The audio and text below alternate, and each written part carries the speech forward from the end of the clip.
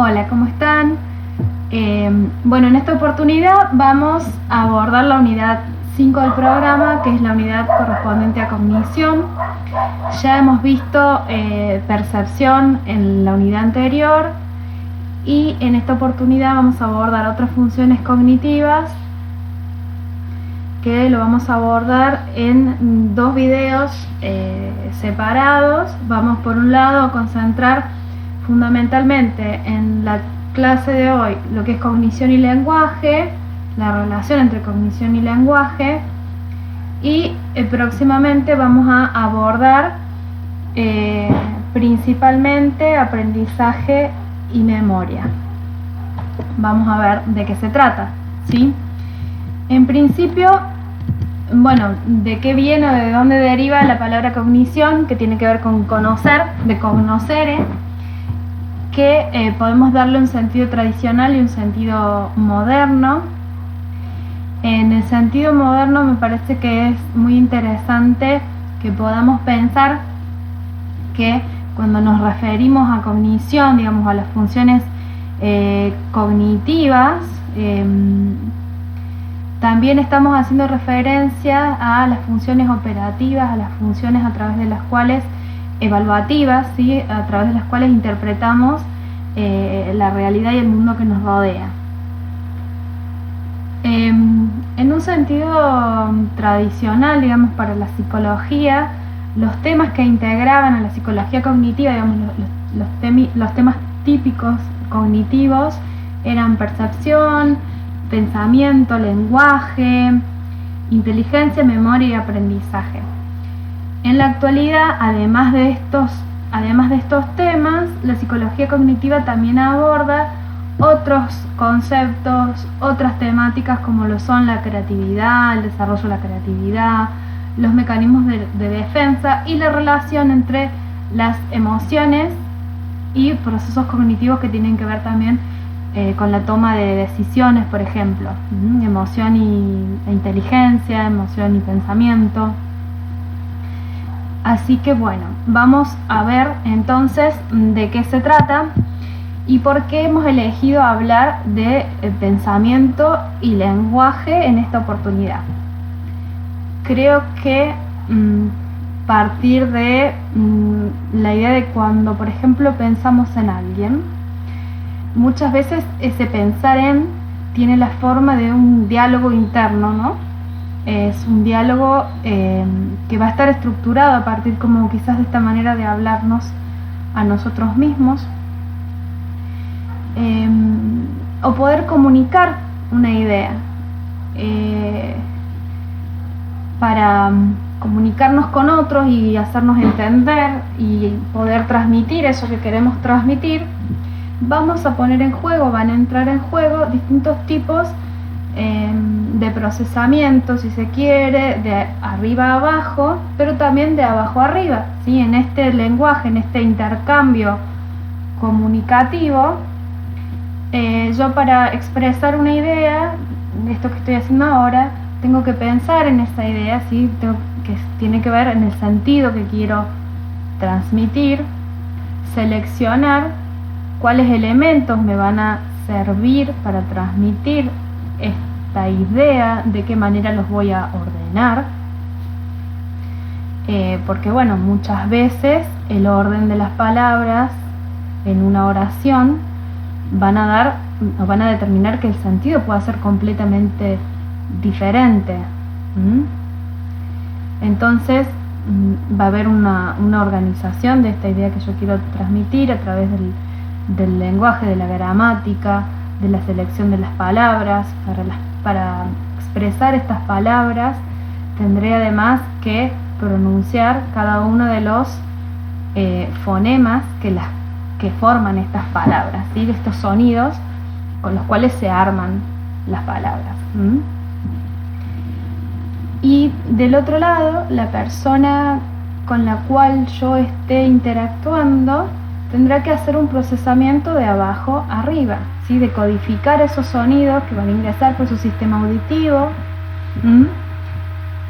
discriminarlos, interpretarlos, ¿sí? Y comprender, digamos, el sentido de lo que están oyendo.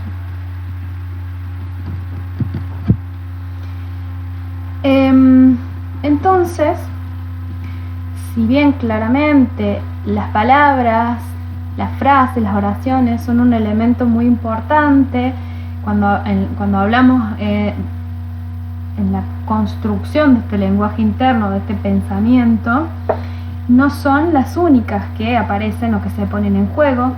Hay otros bloques que también contribuyen a esta construcción del pensamiento, y estos bloques pueden ser imágenes o conceptos.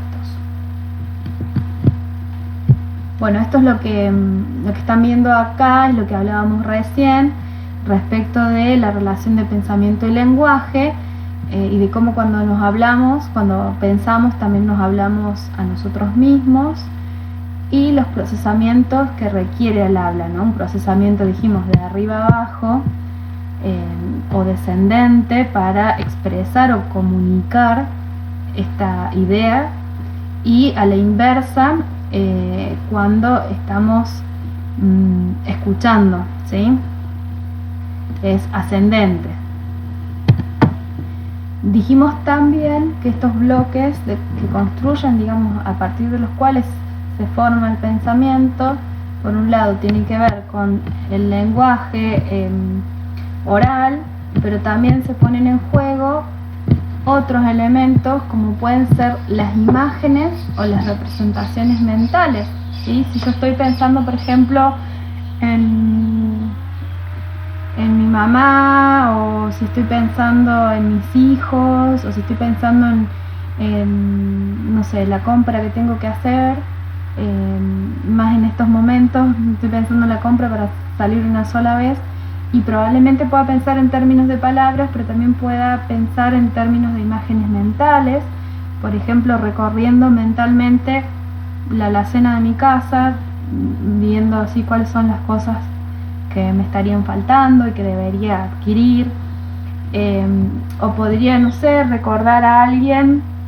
y recordar una conversación, recordar una sonrisa, también los olores. Son todas imágenes muy potentes, y son estas representaciones no verbales que nos permiten también visualizar conceptos abstractos y también nos ayudan a resolver problemas. A veces, por ejemplo, podemos hacer comparaciones o pensar mentalmente situaciones y visualizarlas, ¿no? Esto de visualizar que muchas veces decimos, también se puede hacer no solamente a través de este diálogo interno verbal, ¿sí? Sino que tiene un fuerte componente también lo no verbal, a partir de las imágenes o representaciones mentales.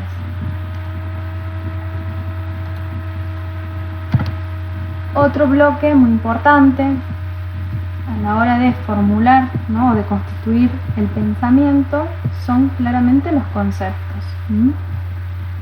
¿Qué son los conceptos? Bueno, los conceptos son una manera, ¿sí?, de clasificar, ¿sí? Son una serie de categorías que nos permiten clasificar los elementos de nuestra experiencia, nos permiten clasificar a las personas, a las cosas o eventos específicos. Por ejemplo, yo puedo tener el concepto de niño, y cuando veo un niño que no conozco, ingresa en esta categoría de niño, ¿sí? No tengo que armar un nuevo concepto. Entonces nos permiten conocer el mundo y objetos o situaciones o experiencias que no son las mismas, pero que pertenecen a esta misma categoría. También esto es una manera de agrupar o categorizar las experiencias. Esto de que estamos diciendo, es decir, bueno, cada niño con el que yo interactúe va a entrar en la categoría de niño, lo voy a poder agrupar, digamos, de determinada manera. A la vez, estas jerarquías van a estar organizadas en algunas jerarquías que pueden ser más globales a categorías más específicas, ¿sí? Por ejemplo, una categoría global pueden ser en los mamíferos, y dentro de los mamíferos puede haber categorías más específicas, o animales, y dentro de animales categorías más específicas con distintas especies de animales. También estos conceptos pueden llegar a ser borrosos, generales, inespecíficos. Entonces, si estos conceptos son borrosos, son generales, inespecíficos, ¿cómo es que logramos discriminar una categoría de otra? ¿Cómo es que logramos hacer estas diferenciaciones? Y esto lo hacemos a partir de la construcción de prototipos, ¿sí? Contamos en nuestros esquemas mentales con una serie de prototipos que serían modelos o patrones mentales representativos, ¿no? Este modelo, este patrón mental es representativo y contiene las características principales de un concepto. A esto nos referimos entonces cuando nos referimos a un prototipo. Aquí entonces me interesa introducir una temática que me parece que es altamente relevante a la hora de hablar de el lenguaje y hablar de la relación entre el lenguaje y la manera que vemos el mundo. Así que bueno, vamos a verlo.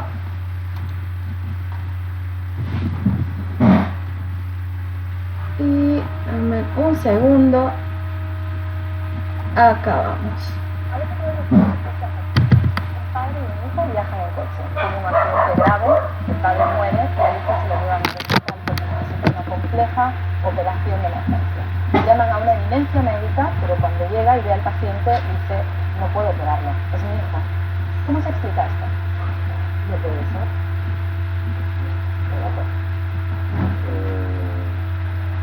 El padre es el médico, el padre que murió es el sacerdote. ¿Es su hijo adoptivo? Es imposible, ¿no? Porque el padre está muerto. O el padre, no necesariamente el padre del hijo que estaba ahí, si estaba, es un hijo también de alguien, del señor, que es el doctor. ¿Será?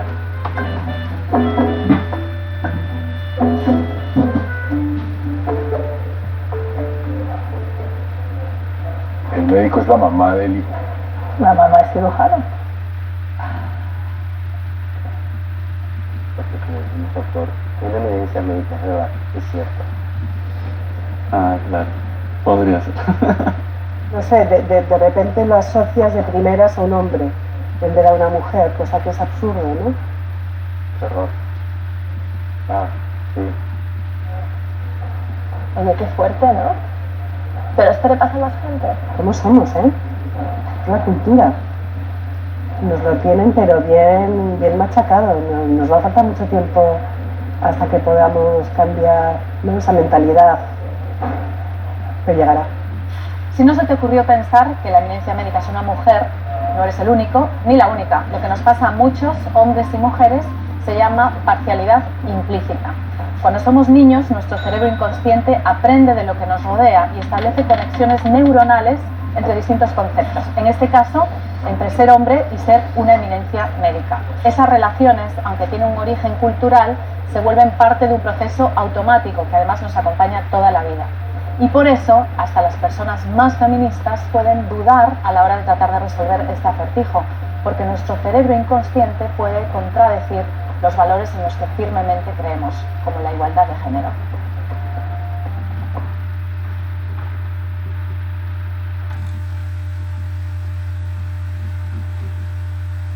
Bueno, para